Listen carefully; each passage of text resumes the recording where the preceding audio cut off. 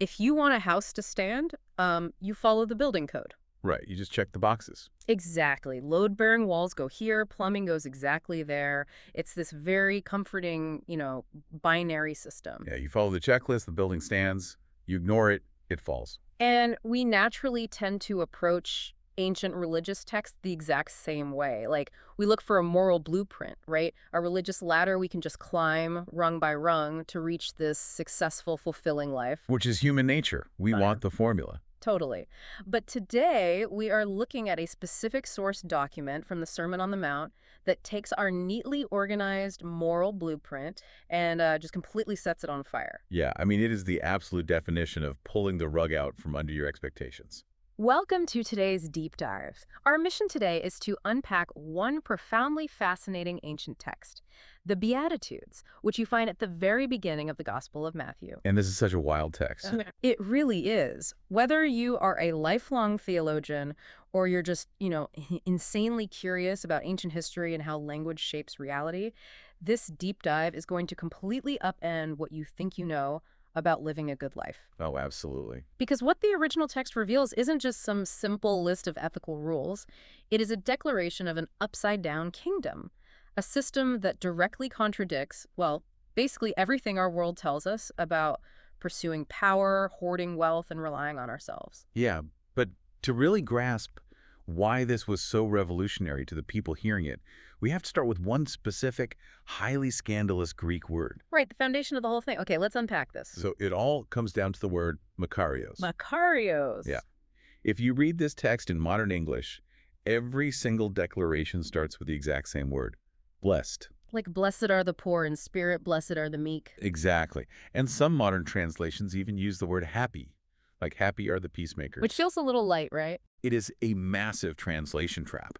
In ancient Greek culture, Makarios did not mean having a pleasant afternoon or, feeling a little burst of serotonin because you found a $20 bill in your winter coat. Right. It was a huge, heavyweight word. It originally described the untouchable, transcendent joy of the gods who lived high above the fray of all human suffering. Wait, really? The gods? Yeah. And then in a human context, it was used to describe the ultra-wealthy elites, the people who are completely insulated from normal tragedies, from debts, and just the daily brutal grind of survival. So if I'm picturing this in a modern context, Makarios is like looking at a billionaire living on a mega yacht. Well, perfect analogy. Like, they've got a helicopter pad, a private doctor on staff. They are completely untouched by inflation or healthcare crises or recessions. Yeah. They're just practically untouchable. Yes. To be Makarios was to be fundamentally beyond the reach of everyday suffering. It was the absolute ultimate cultural status symbol of the ancient world. But here is where the text just stops making logical sense. If Makarios means untouchable, elite, and totally insulated, how on earth does the speaker in this text apply it to the people he is actually talking to? That is the big question. Because he's looking at peasants, right, the working poor, people who are actively sick and grieving under Roman occupation, and he is calling them Makarios. I mean, that sounds almost like a cruel joke to a starving crowd. Oh, it sounded completely absurd to the original audience. But this is the massive reveal of the text. The claim being made here is that true, unassailable flourishing, that untouchable joy, it doesn't actually come from favorable circumstances or massive wealth or military power. Which is what everyone thought. Exactly. He's saying it comes from participating in a completely different reality, what the text calls the kingdom of heaven. He took the highest possible cultural ideal of success and just handed it to the people at the absolute bottom of the social pyramid. And the very first people he hands it to are the absolute last people society would ever consider untouchable. The text starts by claiming this joy belongs to the poor in spirit. Right, the first beatitude. And the Greek word used here for poor is tios. Tychos. Okay. Yeah. See, there's another Greek word, pains, which meant the working poor, like someone who had to labor every single day just to eat, but they could scrape by. Like living paycheck to paycheck. Exactly. But the text does not use that word. Tychos describes a destitute, crouching beggar who has absolute zero. They have nothing to their name. They are totally dependent on the charity of others just to survive the next hour. Wow. So to be poor in spirit is to recognize your utter, complete spiritual bankruptcy. Let me try to wrap my head around this. Why is being completely spiritually bankrupt a good thing? like the starting line for flourishing. Six backwards. It really does. It feels a lot like hitting rock bottom in addiction recovery. Oh, that's actually a really great way to look at it. Because when someone is in the thick of an addiction, they often think they can manage it, right? They have their pride, they have their defenses up. It isn't until they hit absolute rock bottom, until they're forced to admit they have zero power left and absolutely nothing to offer, that they can actually ask for and receive help. You can't be filled if you're already full. That is exactly it. Recognizing that spiritual insolvency is the exact opposite of religious pride or self-righteousness. Right. And there is a very deliberate reason this is the foundational trait. You cannot be filled with any sort of divine grace if you are already just full of your own ego. Yeah. Acknowledging that you are a crouching beggar in the spiritual sense is the prerequisite for all the other Beatitudes. Because when you acknowledge that bankruptcy, it strips away all your defenses. You start looking at yourself and the world without those protective, egotistical illusions. Yes. And when you look at the world without illusions, what you see is a lot of pain, which naturally transitions the text into its next really jarring claim, that untouchable joy belongs to those who mourn. All right, the second declaration. And the word for mourning used here is penthouse. Penthouse. Yeah. And again, we are not talking about feeling a bit melancholic or having a sad afternoon. This represents a soul-shaking, visceral grief. Like physical wailing. Exactly. In the ancient Near East, mourning was loud. It was physical. This specific word is the kind of wailing associated with mourning the dead. But the spiritual depth of this text broadens that grief. It includes mourning over the brokenness of the world, the sheer weight of injustice, and just the reality of human destructive patterns. Think about the actual physical feeling of deep grief, like the way it sits heavy in your chest, the way it physically exhausts you. I feel like a lot of us today cope with the brokenness of the world by simply shutting off our empathy. Oh, absolutely. We have to. Right. We doom scroll, we become cynical, and we just go numb because feeling that weight all the time is just too heavy. So to mourn in this way, it's a refusal to go numb. It is choosing to stay soft and letting the injustice of the world actually break your heart. But staying soft in a hard world is deeply painful, which is why the text immediately offers a promise to those who mourn. It says they will be comforted. Right. And the underlying theological context here points to the concept of the paraclete. The paraclete, what is that? So in ancient Greek, a paraclete wasn't just like a vague feeling of warmth. It was a legal term. It described an advocate, a defense attorney, or an intercessor who would physically step into a courtroom to stand beside you and plead your case. Oh, wow. So it's active. Highly active. The promise is that divine comfort, the Holy Spirit, will actively step into the courtroom of your grief to bring ultimate healing. That's incredible. But you know, someone who feels that depth of soul-shaking grief over injustice, they could easily become radicalized. When you see how broken the world is, the natural human impulse is to want to seize power, right? To lash out, force people to act right, or seek violent vengeance. Fight or flight, yeah. Exactly. But the text pivots away from worldly power here. It redefines strength entirely by focusing on the meek, which is the third declaration. Right. And in modern English, meek is just a terrible translation. It really is. We hear meek and we picture like a doormat. We picture someone weak, timid, who never speaks up and just lets everyone walk all over them. Yeah, but the original Greek word is praise. And historically, it was used in a completely different context. It was actually used to describe powerful war horses. Wait, war horses? Seriously? Yes, these were massive, muscular beasts bred for the absolute chaos of battle. They were capable of trampling an entire enemy line.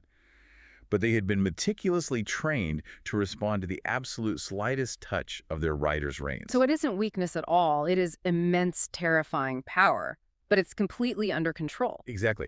What's fascinating here is that a meek person in this framework, they have strength, they have agency, but they don't need to fiercely assert or protect or promote themselves because they completely trust a higher sovereignty. They don't have to win every single argument or crush their enemies. Right, because their ego isn't calling the shots anymore. And the subversive twist is the reward. This text claims the meek will inherit the earth. Which, in the first century Roman Empire, the idea that the gentle inherit the earth would sound like absolute madness. The empire believes you inherit the earth through violent conquest, through legions of soldiers crushing dissent. This document is arguing that the earth ultimately belongs to those who submit their strength to a higher rider. It is a total paradigm shift. And if you have that kind of immense restrained power, what is that energy directed toward? Well, the text tells us it's directed toward hungering and thirsting for righteousness. The fourth declaration, and again, we use the words hunger and thirst incredibly casually today. Oh, yeah. We say, I'm starving, let's grab a taco. Or, I'm parched, I need an iced coffee. We treat them like minor inconveniences.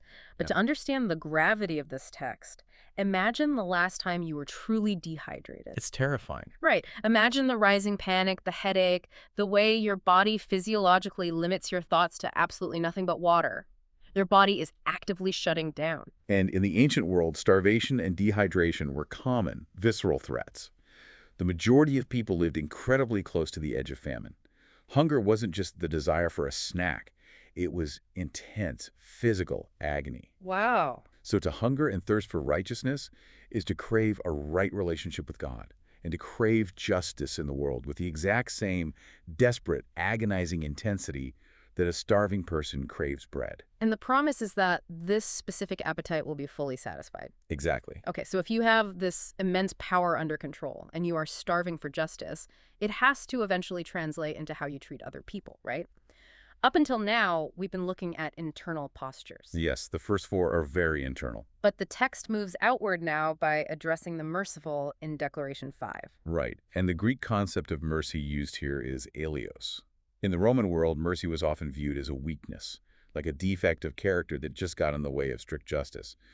But in the biblical sense, eleos is not just a feeling of pity. It isn't just sitting on your couch feeling sorry for someone.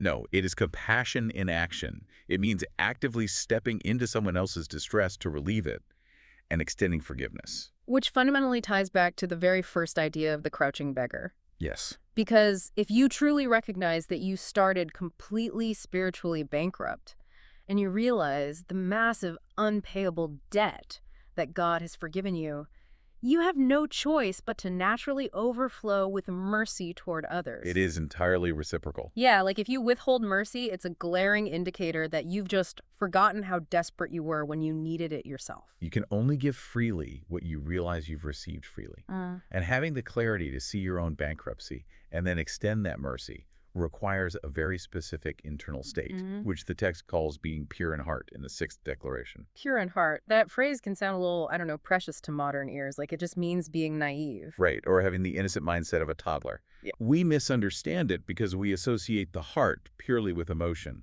romance, feelings, that sort of thing.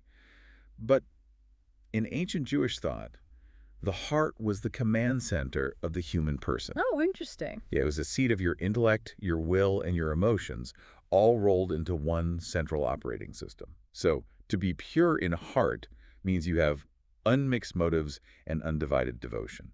Like pure gold versus an alloy. Exactly, the metallurgy analogy. It means you are completely free of hypocrisy or hidden agendas. You aren't doing good deeds for social clout. You're doing them simply to be faithful. And the reward for that singular devotion is the promise that they will see God. Let's actually map out the mechanics of how that works. Think of your perception like a camera lens. Okay. If you have divided motives, like if you're constantly worried about how you look, what people think of you, or how you can manipulate a situation, your ego acts like a mirror placed right in front of that lens. Oh, that's good. You're ultimately just looking at a reflection of yourself. But when your motives are pure and unmixed, that mirror is removed. Only a clear, unpolluted lens without the obstruction of the ego can actually perceive the divine. That is spot on. And when your vision isn't clouded by your own ego, you interact with the conflicts of the world completely differently. You don't see other people's arguments as threats to your own status. Which brings us to the seventh declaration, the peacemakers. Let's dissect that word peacemaker. Because a lot of us confuse a peacemaker with a peacekeeper. Yes. Massive difference. Right. The peacekeeper is, the person at Thanksgiving dinner who desperately avoids any real conversation just to maintain a false harmony. Just sweeping it all under the rug. Exactly. They sweep the tension under the rug so the room looks clean, but the hostility is still simmering underneath. So if a peacekeeper avoids the mess, a true peacemaker must be someone willing to walk right into the crossfire. This raises an important question, right? What does that actually look like? Well, they are active reconcilers. They willingly step into the middle of conflict and chaos. Often, they end up absorbing the pain and anger of both sides in order to forge true reconciliation. Which is incredibly hard. It's brutal. In the ancient Hebrew mindset, this is the pursuit of shalom. Not just the absence of conflict, but the presence of holistic flourishing and wholeness. And doing this makes them look like true children of God because it mirrors Christ on the cross. Stepping into the ultimate conflict to absorb the blow and bring peace. Exactly. So let me summarize where we're at. You are broken, mourning the world, restraining your immense power, craving justice, stepping into distress, and walking into crossfires to make peace. So what does this all mean for how the world is going to treat you? Spoiler alert. Yeah. Spoiler alert, not well. Which brings us to the final declaration, the 8th Beatitude. The text hits us with a harsh reality check. It applies that untouchable joy, that Makarios, to those who are persecuted. Because living out those first 7 traits will inevitably provoke hostility. Why, though, if you're being peaceful and merciful? Because the world is fundamentally obsessed with pride, power, and self-preservation. When you live an upside-down life, you're going to violently collide with a right-side-up world. Your very existence valuing mercy over power, humility over status, it becomes a walking, breathing critique of the empires of wealth and dominance. It's subversive. Deeply subversive. In the 1st century, claiming ultimate allegiance to this upside-down kingdom was the direct threat to Caesar's empire, and the empire always strikes back. We really have to clarify one crucial detail from the source text here, though. It specifically states persecuted because of righteousness. Yes, that caveat is everything. It does not say persecuted because you're being intentionally obnoxious, rigid, or you're just constantly looking for a fight to prove a point. A lot of people claim they're being persecuted for their beliefs, when in reality they're just lacking mercy, they're not being meek, and they are definitely not making peace. Right, they're just being jerks. Exactly. This specific hostility only comes as the direct result of living out the profound loyalty to those previous 7 traits. And the text brilliantly brings everything full circle right here. Yeah. The reward for enduring that specific hostility is the exact same reward promised to the crouching beggar at the very beginning. Theirs is the kingdom of heaven. Oh, wow.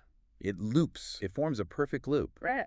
It assures the listener that if they suffer for prioritizing this upside-down reality, that reality is permanently, eternally theirs. So why should you care about all of this today? I mean, these declarations aren't just an ancient historical document, and they certainly aren't a tidy religious checklist. They are a radical invitation to an upside-down reality. Yes. They prove that true, untouchable flourishing, that ancient ideal of Makarios, isn't found in hoarding wealth or flexing your power or insulating yourself from the pain of the world. It's actually found in recognizing our own emptiness, seeking justice, and forging peace. It fundamentally challenges the metrics we use to measure a successful life. Which leaves me with a final, provocative thought for you to mull over. If we were to use the original Greek meaning of the Beatitudes as a diagnostic test for our modern culture's definition of the good life, how completely would we fail? That is a heavy question. And what would it actually look like for you tomorrow morning to pursue the untouchable joy of Makarios instead of just chasing temporary happiness? The rigid building code might be in ashes, but a much deeper, fireproof foundation is waiting underneath. Thanks for joining us on this deep dive. We'll see you next time.